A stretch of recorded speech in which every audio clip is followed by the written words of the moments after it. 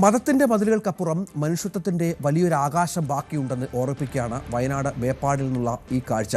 പ്രാർത്ഥിക്കാനിടമില്ലാതെ വഴിമുട്ടി നിന്ന വിശ്വാസികൾക്ക് മുന്നിൽ ദൈവത്തിൻ്റെ മറ്റൊരു ആലയം വാതിൽ തുറന്നു കൊടുത്തപ്പോൾ അവിടെ വിരിഞ്ഞത് ലോകത്തിന് തന്നെ മാതൃകയാക്കാവുന്ന സ്നേഹത്തിൻ്റെ പുതിയൊരധ്യായമാണ്. വിഭജനത്തിൻ്റെ രാഷ്ട്രീയമല്ല, മറിച്ച് ചേർത്തുപിടിക്കലിൻ്റെ കരുതലാണ് ഭാരതത്തിൻ്റെ ആത്മാവെന്ന് ഈ പ്രവൃത്തി തെളിയിക്കുന്നു. വയനാട്ടിലെ തൃക്കൈപ്പറ്റയിൽ മുസ്ലിം ലീഗ് നിർമ്മിച്ചു നൽകിയ വീടുകളുടെ സമർപ്പണ ചടങ്ങിനെത്തിയതായിരുന്നു കേരളത്തിന്റെ വിവിധ ഭാഗങ്ങളിൽ നിന്നുള്ള നൂറുകണക്കിന് ആളുകൾ. ചടങ്ങുകൾ കഴിഞ്ഞ് നോമ്പ് തുറന്നതോടെ മഗ്രിബ് നമസ്കാരത്തിനുള്ള സമയമായി. എന്നാൽ പ്രാർത്ഥിക്കാൻ തൊട്ടടുത്ത് പള്ളികളോ മറ്റ് സൗകര്യങ്ങളോ ഉണ്ടായിരുന്നില്ല. ദൂരെയുള്ള പള്ളിയിലെത്താൻ ട്രാഫിക് ബ്ലോക്കും സമയക്കുറവും തടസ്സമായി. ഇതോടെ പലരും അടുത്തുള്ള വയലിലും മറ്റു സ്ഥലങ്ങളിലും നിന്ന് പ്രാർത്ഥിക്കാൻ തയ്യാറെടുത്തു.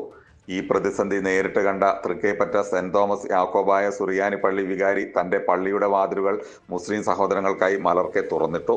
പ്രാർത്ഥിക്കാനുള്ള ഇടം നൽകുക മാത്രമല്ല, മുഖവും കൈകാലുകളും കഴുകി ശുദ്ധിയാകാനുള്ള സൗകര്യവും പള്ളിക്കുള്ളിൽ അദ്ദേഹം ഒരുക്കി നൽകി. ക്രൈസ്തവ ദേവാലയത്തിൽ അള്ളാഹുവിനെ സ്തുതിക്കാൻ വിശ്വാസികൾക്ക് സൗകര്യമൊരുക്കിയ ആ വലിയ മനസ്സ് മതസൗഹാർദ്ദത്തിന്റെ പുതിയൊരു മാനം തേടുകയായിരുന്നു.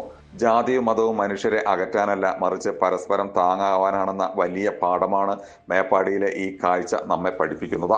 ജയരാജ് ബത്തേരി, ന്യൂസ് 18 വയനാട്. കൂടുതൽ വാർത്തകൾക്ക് news 18 Keralam YouTube channel subscribe ചെയ്യുക.